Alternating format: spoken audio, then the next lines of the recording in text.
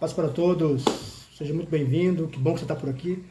Hoje nós vamos entrar num ponto muito forte das Escrituras, que é justamente a escatologia. A escatologia é o estudo das últimas coisas. E o capítulo 13 começa o sermão profético de Jesus, que tem muito a me ensinar e muito a ensinar a você, que diz assim: ao sair Jesus do templo, disse-lhe um dos seus discípulos: Mestre, que pedras, que construções. Mas Jesus lhe disse: vê essas grandes construções, não ficará pedra sobre pedra que não seja derribada. Então você vê que Jesus estava no templo, você vê que nós estamos acompanhando várias discussões, e todas elas acontecendo em Jerusalém, no templo. E ao sair do templo, os discípulos chamam a atenção de Jesus para belas construções. E o pano de fundo aqui é que Herodes ele queria agradar os hebreus. Os hebreus eram escravos, mas os romanos queriam uma servidão mais tranquila. E uma das coisas que agrada os judeus é justamente o templo, porque dentro da visão deles, o templo é onde está a presença de Deus.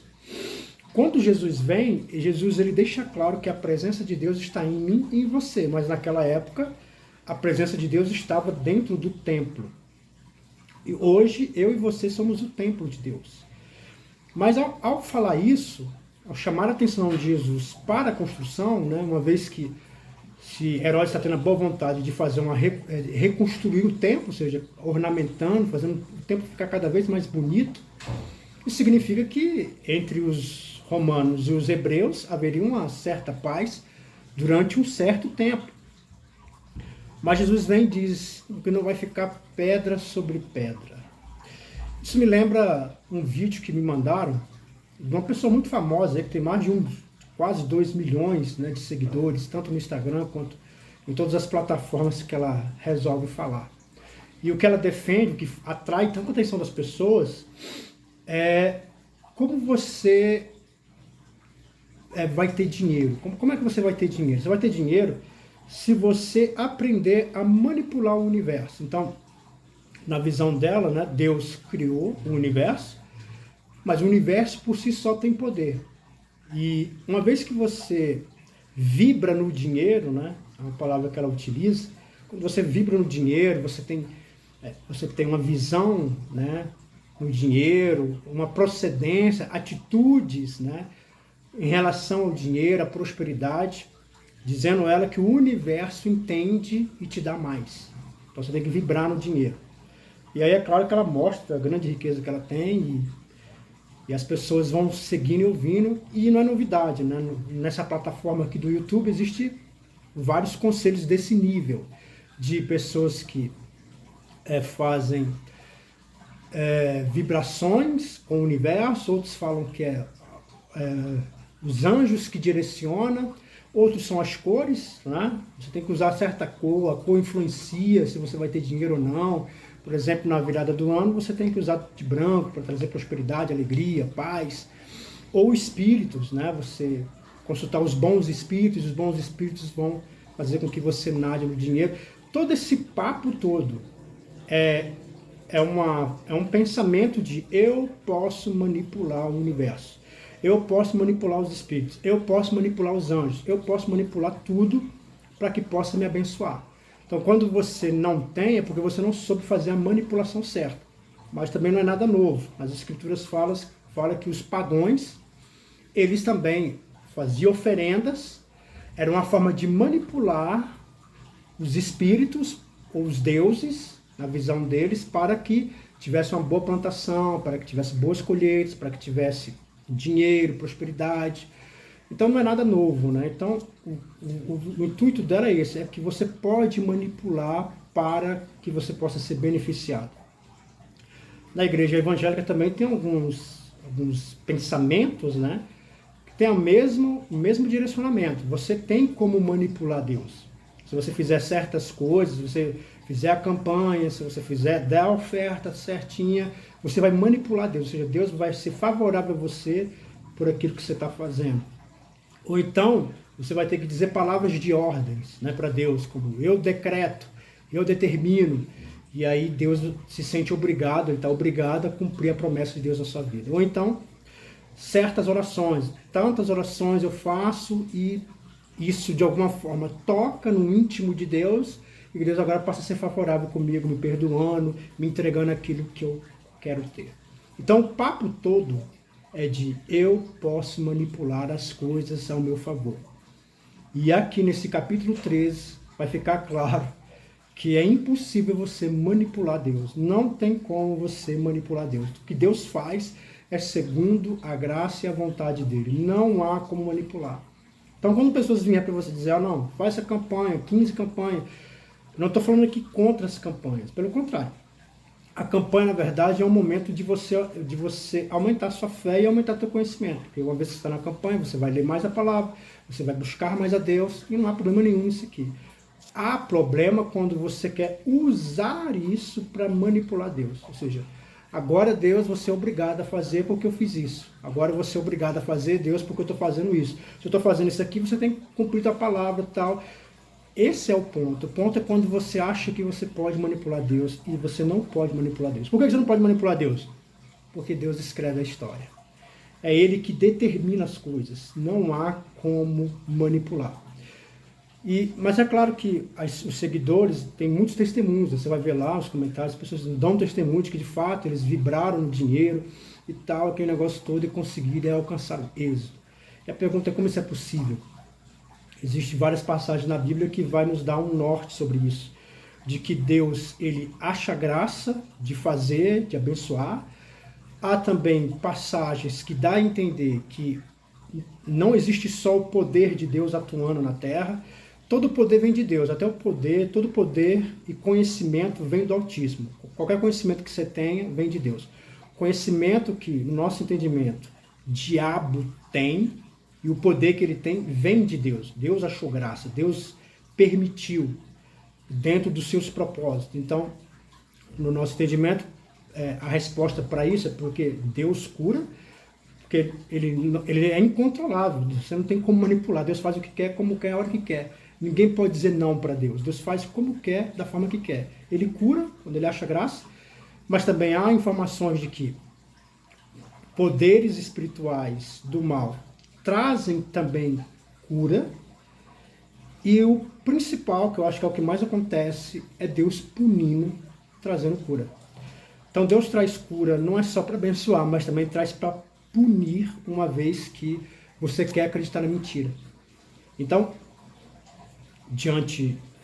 existem vários textos, né? O tempo é curto, para falar sobre isso tem que ter um vídeo só específico sobre isso aí, que são vários textos para você ter esse tipo de conhecimento e entendimento, que de fato as curas, os milagres que acontecem vêm porque Deus acha graça. Muitas vezes há poder das trevas e muitas vezes é Deus punindo, né? Deus, já que você quer acreditar no mal, você quer acreditar na mentira, então Deus faz com que haja cura, Ele permite que haja um milagre justamente para você continuar endurecendo o seu coração. É uma forma de Deus punir. E aqui Jesus vai falar, aqui na verdade dá para você falar muita coisa aqui, né? O tempo é curto, vamos falar de poucas coisas aqui. Então, no Monte das Oliveiras, defronte do templo, achou-se Jesus assentado, quando Pedro, Tiago, João e André lhe perguntaram em particular: dize-nos quando sucederão essas coisas, e que sinal haverá quando todas elas estiverem para cumprir. Então Jesus passou a dizer: vede que ninguém vos engane. Então, Jesus ele começa a falar coisas que têm a ver com o futuro. Porque Jesus ele era profeta, sacerdote e rei. Né? Era essas três composições que governavam o reino de Israel. E Jesus ele veio no seu ser, dentro dele, esses três desígnios. De fato, ele era profeta, sacerdote e rei. Como profeta, ele vai agora anunciar o que há de acontecer. E um dos pontos que ele fala aqui é: vede que ninguém vos engane. Por que eu dei essa introdução toda? É porque, na verdade, apesar de haver textos deixando claro, porque um dos maiores problemas, quando fala acerca de espíritos do mal, demônios, diabo, Satanás, é quando você simplesmente finge que eles não existem. porque de fato eles existem.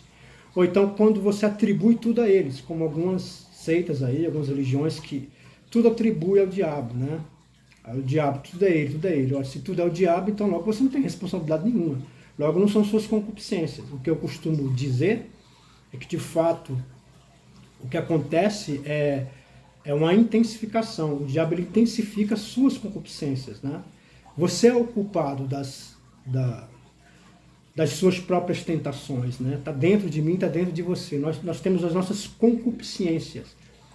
O que o diabo faz é simplesmente aumentá-las. O que ele faz é intensificar esse tipo de coisa. Então, e ele falou, vede que ninguém vos engane, porque apesar de haver textos falando sobre o espírito maligno, o diabo, Satanás, há mais textos na Bíblia falando sobre falsos ensinos. Inclusive na época de Cristo já havia isso, já havia pessoas que se diziam o Messias. Tá no próprio livro de João, fala sobre isso, cita, e no livro de Atos também você vai ver, citando isso, pessoas que já se diziam Cristo. Assim como até os dias de hoje, por exemplo, aqui em Belo Horizonte, nós temos o Henri Christ, né, que se diz o próprio Cristo encarnado. Tem no YouTube aqui mesmo, tem o Deus Homem, né, ele é chamado assim Deus Homem, que se declara também o próprio Messias, e tantos outros aí, né, que no decorrer de toda a história da humanidade tem se declarado Messias. Então, o primeiro argumento que Jesus traz aqui é cuidado para não ser enganado. Por que ele fala para a gente ter cuidado com isso? Porque há muitas formas de engano. E depois que Jesus veio e ressuscitou, é uma das coisas que mais se cresceu. Eu podia citar aqui várias coisas, por exemplo. Eu posso citar aqui, não sei se você se lembra, agora no ano de 2022 vai ter o filme Matrix, né, a 4ª parte. Parece que é bem interessante, né? Um entretenimento bacana, legal. Porém, na época que Matrix foi lançado, pra você ter ideia, fizeram até uma religião da Matrix. Pablo Escobar, né, um grande terrorista do narcotráfico, né, um cara terrivelmente diabólico, mas ele fazia muitas coisas boas para as pessoas. E por que ele fazia essas coisas boas para as pessoas? Até hoje tem pessoas que têm a imagem lá de Pablo Escobar e fazem oração pedindo a Pablo Escobar. Aquele cantor famoso, Elvis Presley, teve um tempo que ele estava com muita fama, quando ele morreu, né, houve-se culto dizendo que ele ia voltar. É o mesmo papo do Michael Jackson, ele diz que ele está vivo por aí, né, mas não existe culto para isso, né, pelo menos eu nunca ouvi falar. Mas no caso do Elvis Presley, teve. Então, você vê que essas coisas vão cada vez mais aumentando, cada vez mais tendo evidência, né, de tantas coisas que tem esse viés, o viés de uma nova revelação, um novo entendimento, como por exemplo, Allan Kardec, né? Jesus foi muito bom, foi bacana, mas Allan Kardec é superior, Maomé é superior, W. Smith, né, dos Mormons, ele é superior, ele tem uma revelação maior, então sempre tem isso, nunca parou de ter, e o argumento de Cristo aqui é cuidado para você não ser enganado. Além de ter todas essas coisas que eu estou falando, nas nossas próprias igrejas, tem falsos profetas, pessoas que ficam falando em nome de Deus, anunciando, e você vê que nada se cumpre, né? Um dia desses aqui, né, uma amada amiga aqui do canal, até mandou o áudio, foi essa semana que ela mandou o áudio, né, falando de pessoas que profetizaram, né? Profetizou na vida dela, dizendo que, ó, você tem uma doença gravíssima, né? Mas eu não vou te dizer o que é, mas Deus vai te curar e Ele vai te mostrar isso em sonho. Nossa, né? Qual que é o sentido disso, né? Qual que é o sentido de Deus usar o profeta para falar e não dizer o que é, né? Então você vê que a gente tem muito isso no nosso meio, é por isso que há aqui essa questão aqui, porque até então, quando Jesus morreu e ressuscitar, os judeus vão vir contra, é por isso que é escrita, por exemplo, a carta dos Hebreus, né, porque os judeus ficam contra, eles falam, há um grande embaraço aqui de novas doutrinas, pessoas que trazem novos pensamentos, como os ários, por exemplo, que até hoje são representados aí pelos testemunhos de Jeová. Então são visões maléficas, pessoas que trazem visões distorcidas, com uma má interpretação das Escrituras. Por isso que Jesus falou, vede que ninguém vos engane. Cuidado para você não ser enganado. Isso aqui também eu acredito que serve para o relacionamento. O relacionamento, você também tem que tomar cuidado para você não ser enganado. Tem pessoas que estão sempre prontas e dispostas a enganar. As pessoas enganam falando aquilo que a gente quer ouvir, falando, tentando afagar no nosso coração. Então, tome cuidado com isso. Também quando eu falo que dentro desse intuito de manipular, nenhum relacionamento é bom com alguém manipulando. Sempre uma parte vai estar feliz, mas a outra parte vai estar terrivelmente triste. Relacionamentos que têm manipulação são terríveis. Não vale a pena você investir nisso aqui. Então, todos esses avisos que Jesus traz referente à manipulação, e principalmente para você ter cuidado, para você não ser enganado, principalmente quando você não conhece as Escrituras, não entendem, né, que é impossível manipular Deus, não tem como, não tem nada que você faça que possa manipular Deus. O que Deus ele orienta e deixa claro é que tudo que ele faz por amor. Ele não faz porque você está fazendo tal coisa e agora ele é obrigado a fazer, ou então ele vai ter misericórdia. Não, ele faz porque ele te ama, porque ele tem amor por você. E eu vou encerrar com isso aqui. No próximo vídeo a gente continua, porque realmente você traz muitas coisas fortes aqui para falar. Então ele fala, vede que ninguém vos engane, muitos virão em meu nome dizendo, sou eu, enganarão a muitos. Quando, porém, ouvirdes falar de guerras e rumores de guerra, não vos assusteis. O mundo ele não vai se acabar em guerra. Né? Toda a humanidade tem pânico quanto a isso. Mas as Escrituras deixam claro que o mundo não vai acabar em guerra. Porém, elas virão. E elas sempre vão trazer momentos tenebrosos e terríveis, como a Primeira Guerra Mundial, a Segunda Guerra Mundial. Aí tem esse pânico da Terceira Guerra Mundial, por exemplo, da China, né? Ou da Coreia do Norte, que são inimigos declarados dos Estados Unidos, e aí tem essa tensão aí, né? Depois do coronavírus, aí aumentou mais ainda essa tensão. Mas o mundo não vai se acabar em guerra. E fora essas, tem a guerra do tráfico, tem a guerra entre famílias. Quantas famílias não estão em guerras aí, né? Casais em guerras. Então a guerra, ela nunca deixou de existir, ela está sempre aí, trazendo grandes dificuldades. Né? As pessoas falam que para ter paz tem que ter guerra. Não, na verdade, para ter paz não precisa ter guerra. Né? Precisa ter consciência, precisa ter mais amor no coração, uma visão mais apurada, mais perdão no coração. E é isso que eu quero terminar dizendo. Né? Não permita que a sua casa vire uma guerra. Não entre em guerra com seus familiares. Primeiro, é melhor você perdoar. O perdão, ele é soberano, ele desfaz e ele põe um ponto final naquilo que poderia vir a ser uma coisa muito grande. Então, segue o que Jesus está falando aqui, ó, sabe?